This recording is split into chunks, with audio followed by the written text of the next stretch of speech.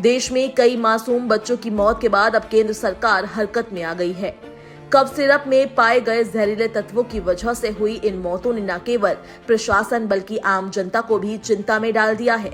अब केंद्रीय स्वास्थ्य मंत्रालय के अधीन आने वाले केंद्रीय औषधि मानक नियंत्रण संगठन CDSCO ने कफ सिरप बनाने वाली सभी दवा कंपनियों के ऑडिट का निर्णय लिया है। ये कदम सार्वजनिक स्वास्थ्य को सुरक्षित रखने के उद्देश्य से उठाया गया है। CDSCO ने सभी राज्य सरकारों से अपने अपने क्षेत्रों में कार्यरत कफ सिरप निर्माण इकाइयों की सूची मांगी है। इसका उद्देश्य ये जानना है कि किन किन कंपनियों द्वारा कफ सिरप का उत्पादन किया जा रहा है और क्या वे नियमानुसार गुणवत्ता मानकों का पालन कर रही हैं। इससे पहले केवल कोल्ड्रिफ नामक सिरप को लेकर चिंता जताई जा रही थी, लेकिन अब 2 और सिरप रेस्पीफ्रेश TR और रेलाइव भी जांच में दोषी पाए गए हैं। अब तक स्वास्थ्य मंत्रालय इसे राज्यों का विषय बताकर खुद को इससे अलग रखता था, लेकिन अब मंत्रालय ने स्वीकार किया है कि यदि आवश्यक हो तो पूरे देश में इस प्रकार की दवाओं के निर्माण और बिक्री पर रोक लगाई जा सकती है। दरअसल CDSCO को देश भर में दवा नियंत्रण के लिए पूर्ण अधिकार प्राप्त है। आधिकारिक सूत्रों के अनुसार सभी उत्पादन इकाइयों की गुड मैन्युफैक्चरिंग प्रैक्टिस GMP की तहत जांच की जाएगी। इस प्रक्रिया में देखा जाएगा कि कंपनियां निर्माण के दौरान तय मानकों का पालन कर रही है या नहीं। उल्लेखनीय है कि कोल्ड्रिफ की निर्माता कंपनी के ऑडिट में 100 से अधिक नियमों के पालन के प्रमाण मिले थे, फिर भी उसमें घातक तत्व डायथिलीन ग्लाइकोल DEG पाया गया। वहीं जिन 2 और कफ सिरप रेस्पीफ्रेश TR और रेलाइव में DEG की मात्रा अधिक पाई गई है, वे दोनों गुजरात की दवा कंपनियों द्वारा बनाई जा रही थी।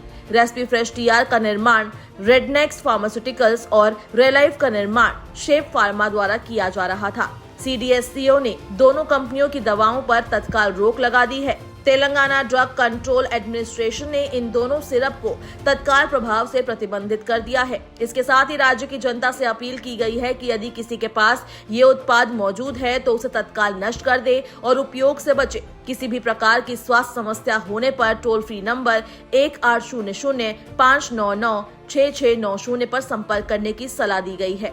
मध्य प्रदेश स्थित ड्रग टेस्टिंग लैब भोपाल ने जब इन सिरप की जांच की तो उनमें DEG की अत्यधिक मात्रा पाई गई। ये वही जहरीला तत्व है जो पहले कोल्ड्रिफ सिरप में मिला था और जिसके कारण बच्चों की किडनी फेल हो गई थी।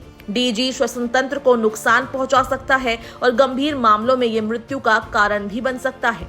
तेलंगाना के DCA ने सभी जिला अधिकारियों, थोक व्यापारियों, खुदरा विक्रेताओं और अस्पतालों को निर्देश जारी किया है कि इन सिरप की सभी बैचों को जब्त कर ले और किसी भी सूरत में इन्हें बेचने या वितरित करने की अनुमति ना दी जाए। विभाग की टीमें सतर्क है और निगरानी लगातार जारी है ताकि आम नागरिकों की जान जोखिम में न पड़े।